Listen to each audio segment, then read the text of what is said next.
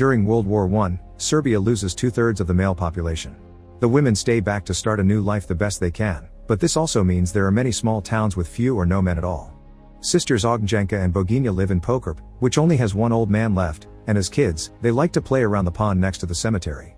Nowadays Bogina likes to bathe in that pond, but Ognjenka doesn't approve because legend says the pond is cursed. Their great-grandmother cried out that pond when her husband didn't come home from war, and the tears made it so salty that even starfish can live in it. After crying for 7 days and 7 nights, the great-grandmother thought it was enough and swore from that day on her heart would be tough like stone. Since crying was all she knew to do, she became the best wailer on the mountain. Wailers are women hired to cry at funerals, and from generation to generation, this became the family business, meaning the sisters are wailers too. In this village, if a boy is as tall as a rifle, he's ready for war. As more wars happened in years past, no men left back equals no customers, so wailers' tears are slowly becoming worthless. Only 2 men ever came back to Pokrep, and they also died quickly. The first was crushed by a gravestone, if by accident or because his wife killed him for cheating, nobody knows. The second man knew he couldn't defend a whole village of women by himself and set up a minefield in the vineyard. He never marked down the position of the mines though, because he was afraid the enemy could get their hands on that information and trusted his photographic memory. In the end, his memory failed him and the man died from stepping on his own mines. The minefield he left behind became a problem because the vineyard is the village's main source of income. The remaining women renamed the vineyard into Minyard, and since then, they draw straws to see who will be the next person to pick up the grapes, since most of the time, such chore ends up in tragedy. One morning, the sisters are approached by Nada, who wants to hire their crying services in advance because she's drawn the short straw and is going to the Minyard next. Because she has to pay in advance though, she asks the sisters to give her a demonstration of their wailing performance. Since their client is still alive, Ognjenka has trouble acting well, thus she tries to think of sad things to make herself cry. She remembers the day their friend Sonia got married, but she didn't even get to kiss her husband before he was dragged away to war, and since then she's been mute. This still doesn't help her cry though, so Bogina tries to help by reminding her that she'll be 22 next autumn and yet she's never found love. In fact, considering the lack of men, she probably never will. Ognjenka reminds her sister the same will happen to her, and this gets the sisters crying properly. Hearing about the sad state of their lives, Nada decides to kiss Bogina, explaining that unlike the sisters, she did kiss a man once. This man turns out to be Grandpa Bisa, the only guy left in the village. The sisters find this disgusting, but Nada explains she'd rather have an old guy than die without having her first time. Grandpa Bisa is incredibly old and can barely move. Nobody even thought of him as a man until all the others died and the women became desperate. He's growing sicker by the day, but at his old age, there isn't much the villages which can do to keep him with them for longer. Later in the evening, Nada and the sisters go to the local bar where women get together to drink and drown their sorrows, which is harder than it looks because Rashia's band only plays funeral songs, even if they're in a slightly faster tempo. Because Nada is sure she doesn't have much time left, she asks the bartender to drop the cheap drinks and serve spider brandy instead, that way she can go out with a bang. The bartender grants the request and soon every woman in the bar is having hallucinations of the dead men in their lives. Bogina fights with Rashia over a handsome smoking man that unlike the others looks alive, while Ognjenka cries because not even an illusion will have her before she also gets to see a healthy man as she passes out. In the morning, Sonia enters the Minyard and before dying in an explosion, she tells the sisters that she's paid for them to have some fun time with Grandpa Bisa. Sometime later, the sisters go to Bisa's hut, but neither of them wants to go first. Bogina pushes Ognjenka onto the bed, but as soon as Bisa touches her, Ognjenka freaks out and yells, which kills Bisa with a heart attack. For having killed the only man left in the village, the sisters are tied to a stake to be burned. Desperate to get out of this one, Bogina tells everyone she could bring back another better man to make up for Bisa, so the villagers decide to give them a chance. The sisters have 3 days to come back with a man or the witch will make the soul of their great-grandmother rot in a place worse than hell. The siblings ride out of town in search of a man, but it's harder than it looks. The first one they encounter belongs to another female-only town, and those women scare the sisters away as soon as they see them come closer to their guy. The second man they find is actually a woman pretending to be a guy in order to join the army so men can stay back and help repopulate. Eventually the sisters make it to the city, where they're shocked to see that the men from their hallucinations are there. Ognjenka's guy is Dragolub, a circus performer known as the Man of Steel whose main act is launching himself from a cannon. On the other hand, Bogina's man is Arsa, a smooth Charleston singer. Ognjenka and Dragolub get a crush as soon as they look each other in the eye, and Dragolub invites her to fly with him. Usually this is something he sells to any woman willing to pay, but all the girls that are at first screaming for his attention soon move to Arsa when they hear him sing.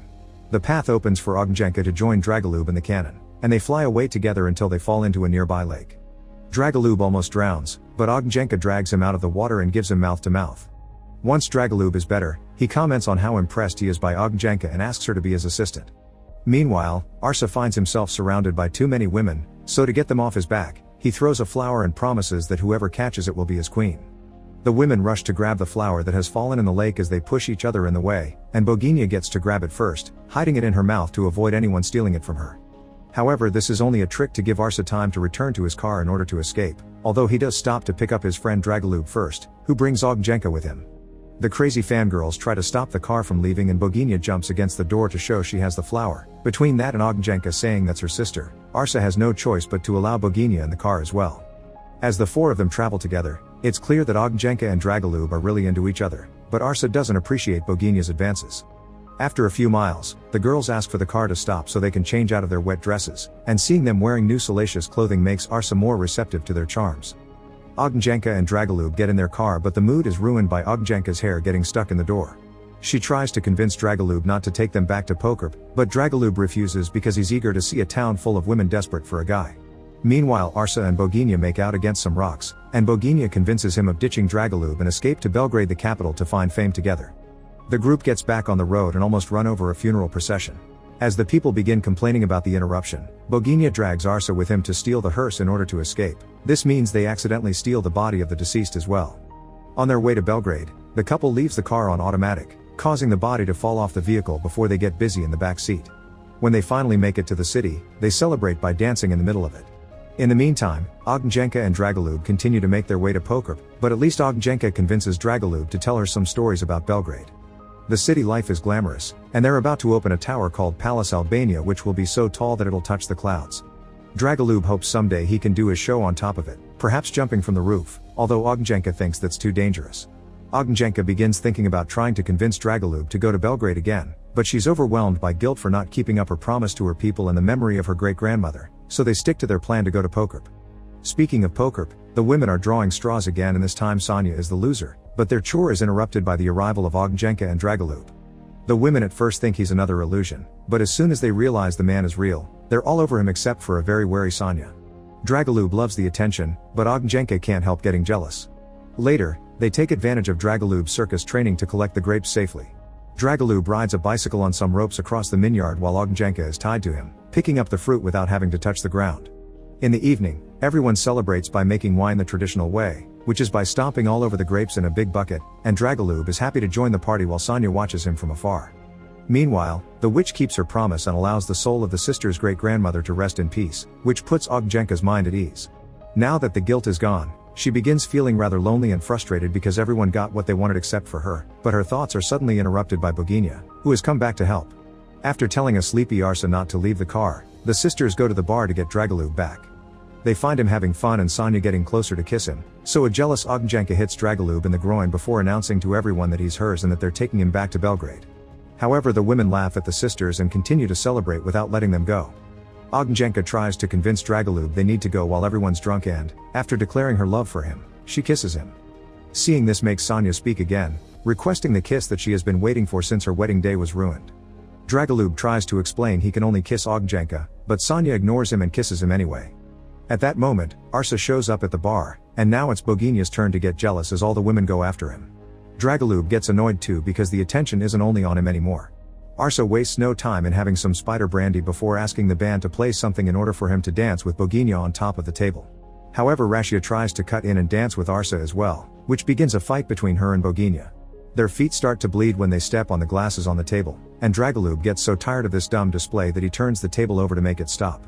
Another argument starts, this time between the two men, and while trying to show off his muscles, Dragolub ends up falling on the floor. The women remind them that the only way to prove who is the better man is through their bed skills, and when Dragolub accepts, Ognjenka throws a glass at his head. Bogenia is very angry to see how the women take away the men to be used, but she feels she can't do much about it. Ognjenka however cuts to the front of the line to take the first turn with Arsa. She's tense and reluctant, showing how scared she is of this and the fact she's only doing it because she feels she has to, so Arsa is a gentleman and refuses to touch her. After Ognjenka leaves, Rashia comes to have her turn too, but Arsa turns her down as well and leaves the room. Meanwhile, the witch and the town elder argue over how to proceed while Dragolub sleeps. In the morning, while Bogenia is taking the glass shards off her feet by the pond, Ognjenka finds her and tells her how respectful Arsa had been. Back in town, Dragolub wakes up to find Sonia hovering above him, telling him she knows he isn't really a pig and he just likes to play macho because of his pride. Dragolub is the kind of man that sticks to one woman, and Sonya knows she isn't the chosen one, but she still takes another kiss to make up for her unfair destiny before sending him after his real love. As the sisters leave for Belgrade in the car, Dragolub tries to join them, but they just hit him with the vehicle for being a pig. Arsa leaves his room too and notices all the women waiting for him, but by trying to escape from them, he accidentally enters the Minyard. Bogenia stops the car when she sees what's going on and tells Ognjenka not to cry and to go to Belgrade before she enters the Minyard as well. Arsa and Bogenia begin kissing and dancing as mines explode around them, and eventually, the couple is killed by the fire. Ognjenka leaves for Belgrade while she remembers how she told her sister not to bathe in the pond because of its curse.